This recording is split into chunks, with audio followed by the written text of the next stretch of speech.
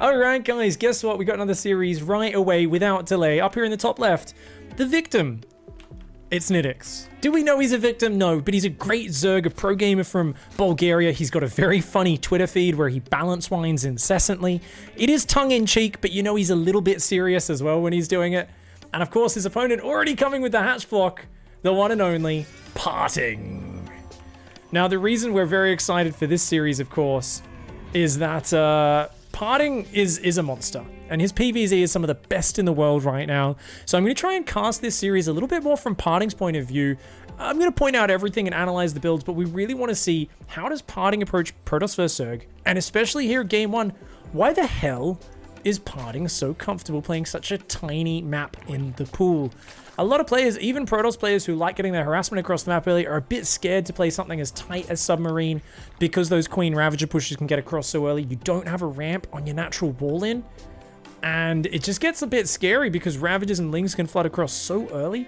But on the other hand, you get to block their expansion really easily. This probe gets across so fast, forcing the third base. You can see Parting microing his probe to be so annoying here as well. Notice that Nidix just cannot mine from this mineral patch.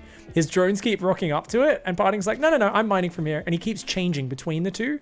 So he's constantly denying mining on these mineral patches, and Nidix, no doubt, has got to be a little annoyed by that. I get super triggered. I would have just told the drone to attack him by now, because look at it. His drones are confused. They keep going to mine from it and just running back and forth. Nidix is actually, because he's not microing against this to either attack the probe or keep them staying on the minerals, he's actually lost a lot of minerals there. And that's really messed up his mining. He's now got 3 workers all stacked up on one patch. Meanwhile, those 2 patches weren't being utilized at all. This is going to slow down Nidix opening. Parting just going for a chrono boosted adapt here, Nexus, and we're going to see that tech in the main momentarily. On this map, I would not be surprised to just see the Glaive Adepts, but ooh, Robo. Now he has 2 gas geysers. This is not the 1 gas Robo.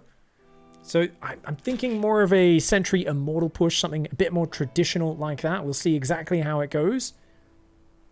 And Adept's coming forward. Gonna fend off these Lings, but 2 more Lings behind it for Nidix. Easily gonna get in. This is a small map, so they get in nice and early. These probes gonna have to do a bit of a walkabout, waiting for that Stalker to emerge here. God, this map's so bright, isn't it? Sometimes, just for Submarine, I want to like turn my graphics down a little bit.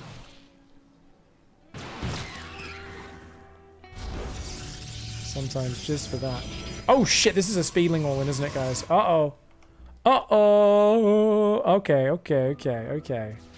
Oh, that's a lot of Zerglings. I don't know if it's completely all in, but it's definitely a pretty big flood. This is a 21 drone. The Adept! Ooh, actually, you got to surround that Adept, Nidix. Nidix has got to kill the Adept, but look at this. Good micro by Parting. Stalker's trapped on the outside, but that Adept... Ooh, it takes a lot of damage, but it shades to the inside of the wall. The Stalker is going to go down, but... if he can get Warp Gate finished, he's okay. The Lings want to deny that Warp Gate, but too slow. He's not going to get it. Warp Gate kicks in, which means this gateway can transform into an Eye of Sauron and immediately start warping in. Look at this. Shield Battery Pylon. He's rebuilding the Cyber Core, so he already knew that that was going to go down. Now, he could use a Force Field, but he doesn't want to waste it just yet.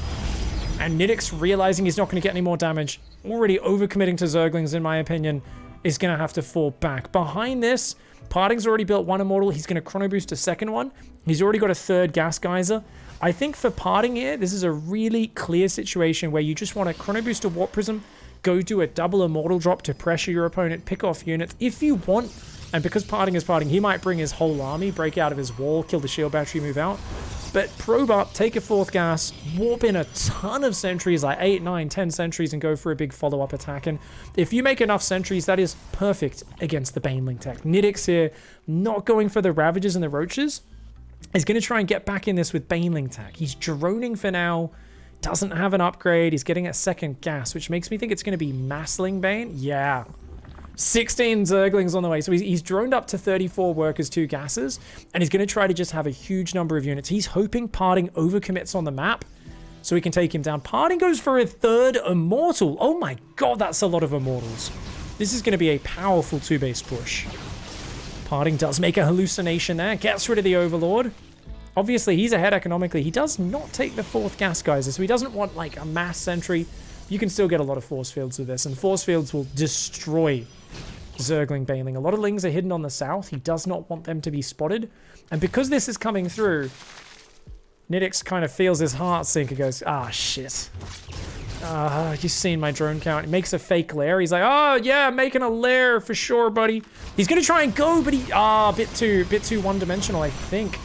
Yeah, the force field's too good. Parting stands his ground. I really think Nidix needed to just wait out on the map. Parting is so over-aggressive at his core as a player that I think that would have been amazing if he'd done that. Gets the sentries. 1, 2, 3 sentries go down. A nice engage. Oh, this follow-up, though, was a bad commitment. Should have pulled back as soon as he got those 3 sentries. I mean, Nidix is just massing Zerglings. And the thing is, you're going to notice Parting reacting to that with slow Zealot warp-ins. So as long as you have 4 or 5 slow Zealots in your army mixed in with these range units, they are going to do amazing damage versus Zerglings. Stalkers, of course, a bit more well-rounded.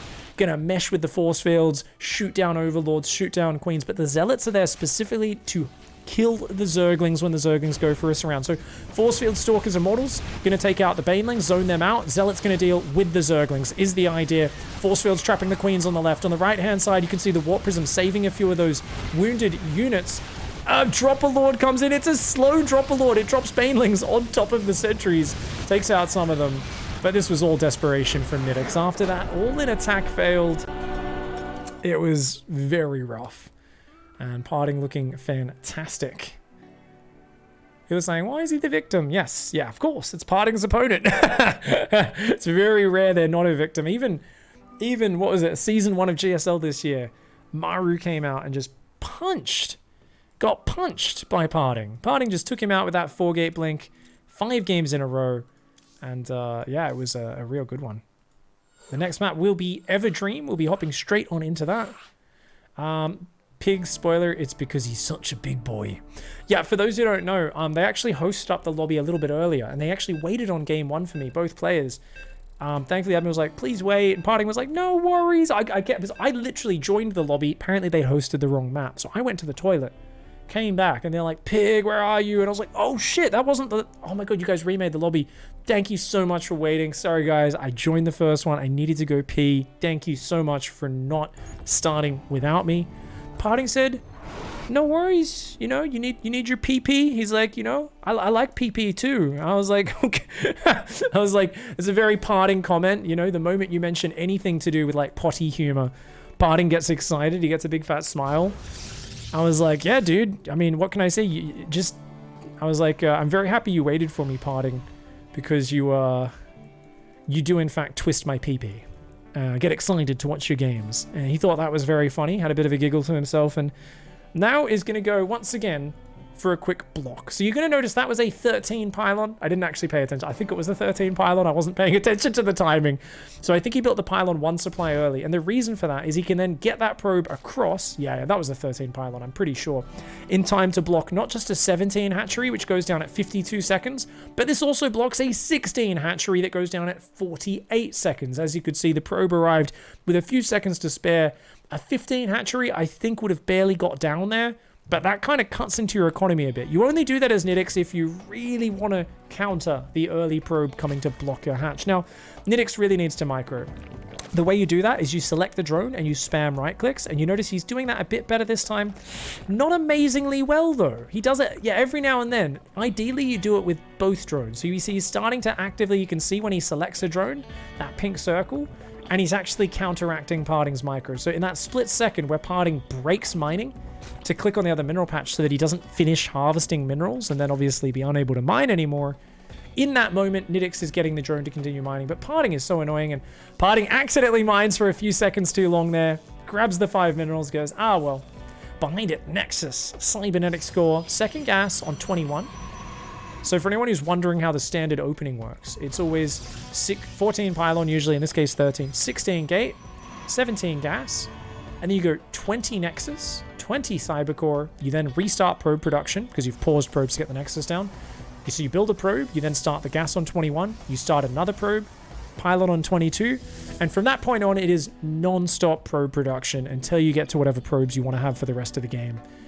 There is going to be always a chrono boost as soon as the gateway finishes to get the adept out, and then you'll either go another adept or a stalker chrono boosted right after that so that it can stop these sneaky zerglings. Often the zerg's first 2 lings from the front are going to try and sneak across the map to scout. Parting comes in and tries to block that.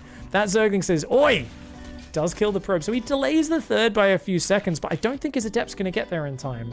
Now, if you do this, and you've gone Cybercore before Nexus, and you let the pylon finish, you can actually get there with the Adept before the pylon goes down, kill the Zerglings, kill the drone, and block their third for a significant amount of time. But in this game, Parting was not able to do that. Oh, one Zergling got blocked by the other one, so he wasn't able to actually get much damage. The probes accidentally attack his own assimilator, Parting with a bit of mismicro there, but Mama Stalk is here to clean on up. This Adept went in. I think it got one worker. It looks like it forced a Spore Crawler trick. And indeed, one worker is full in this game. Takes a bit of a bruising, but killing a drone's very nice. You've already made the Zerg's opening quite uncomfortable by having to take this natural as the third as the natural. And behind this, the most trademark build of the last 6 months. Special thanks to Zest for this, pulling one worker off each gas, starting Resonating Glaives, a Robo, and going up to 4 gateways. So we're going to see a Warp Prism get chrono boosted out in a second here from Parting. A few seconds delay on that, not the end of the world. Just going to see these 2 gateways finish. They're going to transform into Warp Gates, warp in 2 more Adepts. They will join up with the Prism as it pops. It'll load up 4 Adepts, go across, unload here, warp in 4 more. Or sometimes the Adepts don't even load in, but they just shade across on the ground. And you're going to go with 8 Adepts at the 5-minute mark. Behind that, Parting could chrono probes, take gases, get a relatively quick third, but it's Parting. He's not going to do that. He's going to keep warping in Adepts, look for damage, and we'll keep our eyes open. Does he take a Dark Shrine behind this? Does he just go straight to the Blink, the +1 attack, the Sentry Stalker Immortal style that he loves so much? Keep your eyes peeled. Spinecrawler's on the way for Nidix, is going up to 4 Queens. He's building a lot of Zerglings to defend the initial wave, as well as a Spinecrawler in the 3rd mineral line, which will help out quite a lot. Now with this response, there's only 1 gas mining, which means there is a decent amount of minerals. 7 workers mining on that 3rd base, as well as a fully saturated natural. Got to pull back those drones from the Adepts though. Spinecrawler does some great damage. Uh-oh, Queen almost goes down, but the Zerglings were looking for the surround there. 4 more Adepts warping in behind this, a 3rd gas. Non-stop probing, 4th gas. I think Parting's realizing, hey, this response is really solid. I probably can't get too much done, but that means you don't have a great economy. So as long as I keep building probes, I can inch my way ahead. Ooh, is he going to commit? He's going to go for it. Parting says, hey, there's only Zerglings here. I can take that fight. Where are your Roaches and Queens, buddy? Even takes on one of those Roaches on its own. More Adepts warping, and he's just going to take the fight. Starts to focus fire the Queens. That Prism needs to get out of there. Ooh, the Prism survives. The Zerglings get wrecked by the Adepts. Parting here with an impressive fight. Now the Roaches and Queens starting to do a little bit better, but guess what? Almost every Queen's gone. The drones are having to run away from these bases. More Roaches and Lings are on the way. There's plenty of Roaches right now, but there's no anti-air, and these 2 Adepts in the main, those are the ones that are going to be the slaughterhouse pair. These Adepts here doing a good amount of damage to the Zerglings, forcing these drones off the line. Roaches are scrambling, but those 2 Adepts shade into the main, and that's where the damage happens. Lost mining time in the other bases, by no means, meaningless. It is actually quite massive, but it's these Adepts in the main getting 7 more workers. The Spore's like, please leave, but there's no anti-air. There's only 1 red hit point Queen.